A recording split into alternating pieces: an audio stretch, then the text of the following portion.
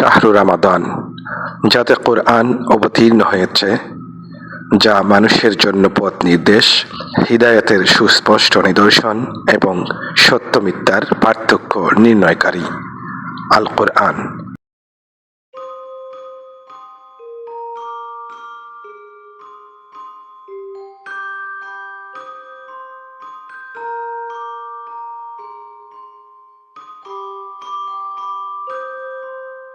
ইসলামের 5টি স্তম্ভের তৃতীয় স্তম্ভ হচ্ছে সিয়াম।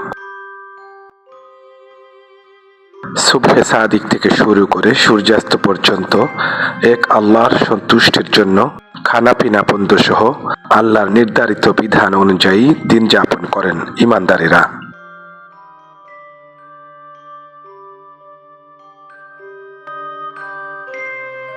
রব্বাই কেমন আছেন? আমরা আজকে মূলত আসছি এই যে রব্বাই ওনার স্পন্সরশিপে আজকে উনি ইফতার মাহফিলের প্রোগ্রাম নিছেন, তো আমাদেরকে দাওয়াত করছেন। আলহামদুলিল্লাহ উনি আপকিকের একজন শিকারী শিল্প ব্যবসায়ী, তিনি আলহামদুলিল্লাহ ভালো ব্যবসা করেন। এই যে দেখতেছেন এইটা ওনার হোটেল, এইটা ওনার হোটেল। এই আমাদের পাশে আছেন মর্তুজা খান ভাই, সৌদি আরবের একজন কমিউনিটি লিডার। তো মিশকাত ভাই, জি, আপনার এই প্রতিষ্ঠান কতদিন ধরে চলছে? আসলে আজকে আপনাদের 26 বছর ধরে আছে। আলহামদুলিল্লাহ, আপনি তাহলে অনেক পুরাতন ব্যবসায়ী, রেস্টুরেন্ট বিজনেস করেন। তো সৌদি আরবের রেস্টুরেন্ট ব্যবসার সম্ভাবনা কেমন আসলে? আলহামদুলিল্লাহ রেস্টুরেন্টের ব্যবসা মাশাআল্লাহ ভালো, সবসময়ের জন্য ভালো। আলহামদুলিল্লাহ চলতেছে আর কি আপনাদের দোয়ায়। তো আপনারা এই রেস্টুরেন্টে মানে কি কি রেসিপি রাখেন? সিপি একসাথে এটা তো আসলে আরবেন আইটেম বুঝছেন, জি। আমাদের আজব আইটেম খুব কম। আমাদের আইটেম যদি আপনার যে আরব আইটেম যে ফুল, আদা, স্পিডা, লাহাম, শাকসুকা, মাছ, এই ধরনের ইয়ামেনি আইটেম আছে। মানে বেশিরভাগ সৌদিরা আপনার হোটেলে আসে, জি জি জি। মূল কাস্টমার হচ্ছে আপনার সৌদিরাই, সৌদি মানে আরবিয়ান আর কি। এরাবিয়ান খাবার আর কি। তো মিশকাত ভাইয়ের হোটেলে মূলত এরাবিয়ান খাবারের আয়োজন করা হয় বেশি। তো আমরা আজকে আজকে আপনি এরাবিয়ান খাবার খাওয়াবেন নাকি বাংলাদেশি? না না, সব আরবিয়ান, সব এরাবিয়ান। বাংলাদেশি আইটেম খুব কম। তাইলে আমরা আজকে এরাবিয়ান আইটেম বেশিরভাগই খাবো, ইফতারি করবো। তো রব ভাই, আপনার দেশের বাড়িটা কোথায়? গ্রামের বাড়ি খুলনা। আলহামদুলিল্লাহ, খুলনা ভালো জায়গা। আচ্ছা, তো ঠিক আছে, আপনার সাথে কথা হলো, ভালো লাগলো।